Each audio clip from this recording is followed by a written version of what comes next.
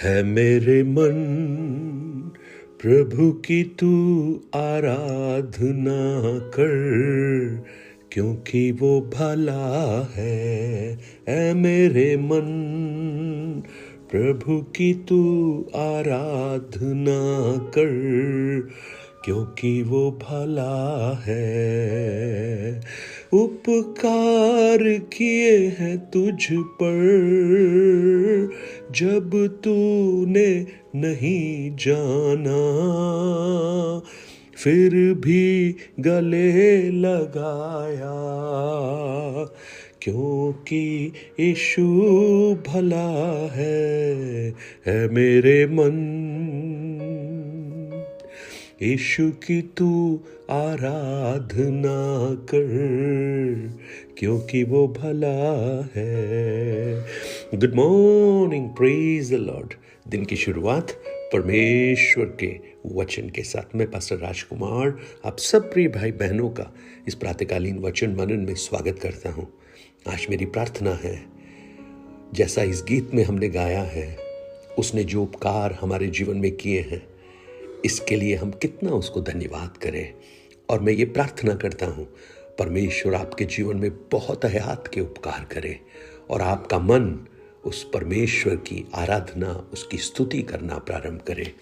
आज मैं आपके सामने गिनती की पुस्तक, उसका 17 अध्याय और उसके 9-8 वचन को रखना चाहूँगा। वहाँ लिखा है, दूसरे दिन मूसा साक्षी पत्र के तंबू में गया तो क्या देखा कि हारून की छड़ी जो लेवी के घराने के लिए थी, उसमें कलियां फूट निकली, अर्थात उसमें कलियां लगी, फूल भी फूले और पके बादाम भी लगे हैं। Praise the Lord. आज अगर इस संदेश को मैं एक टाइटल दूं तो वो टाइटल है, सूखी अवस्थाओं को फलवंत परमेश्वर बना सकता है।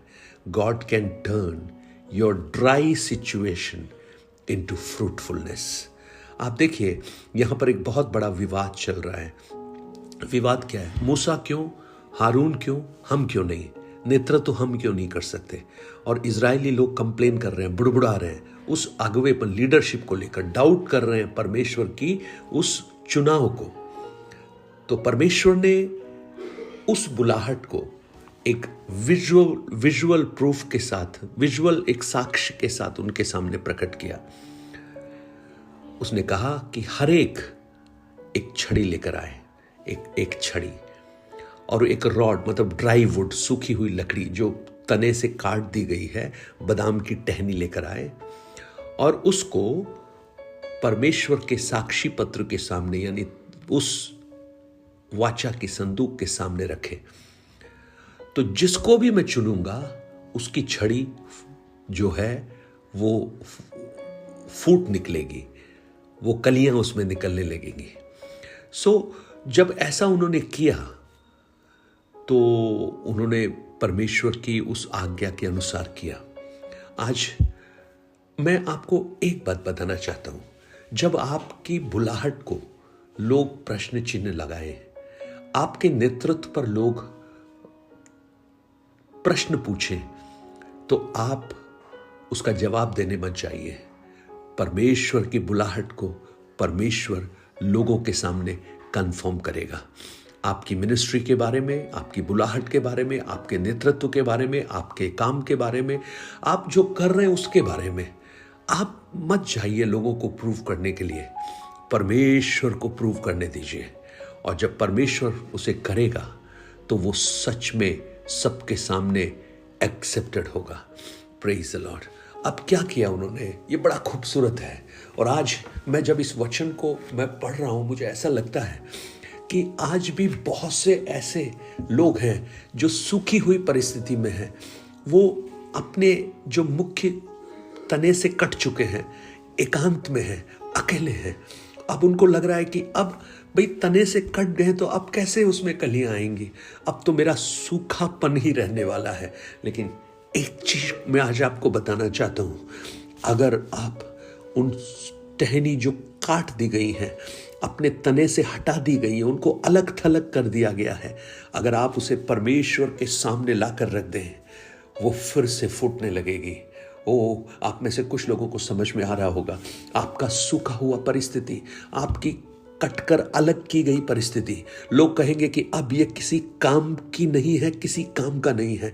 लेकिन मैं आपको बताऊं, वो जो है ना, आपसे कुछ नया उत्पन्न होना शुरू होगा। पहले आप किसी पर निर्भर थे, जहां से आप में फल और कलियां निकलती थी, लेकिन अब परमेश्वर के सामने जब आप आएंगे, यानी परमेश्वर की उपस्थिति में आप जब रहेंगे, तो परमेश्वर आपको इंडिपेंडेंटली आपके अंदर से ही वो फलवंतता को प्रकट करना प्रारंभ करेगा। हालेलुया। आज मेरी प्रार्थना है, किसी पर निर्भरता नहीं, केवल और केवल परमेश्वर पर निर्भरता। और जब आप परमेश्वर पर निर्भर होंगे, आप फलवंत होंगे, आप हरे भरे होंगे, आपके अंदर से जीवन फिर से फूट निकलना शुरू होगा।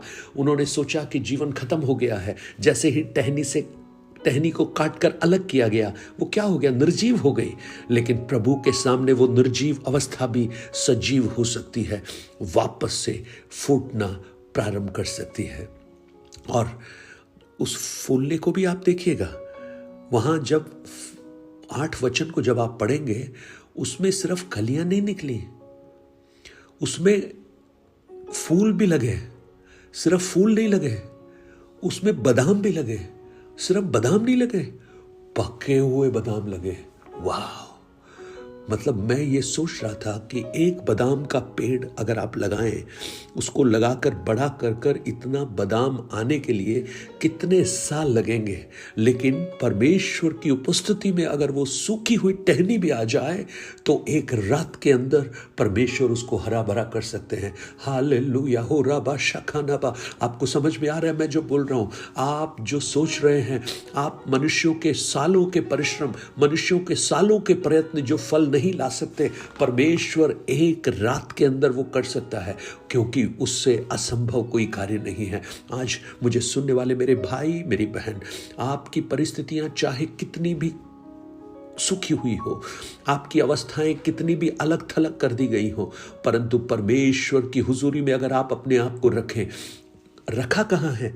साक्षी पत्र के सामने है, आर्क ऑफ द कवनेंट के सामने है, उस वाचा के संदूक के सामने, यानी परमेश्वर के सामने।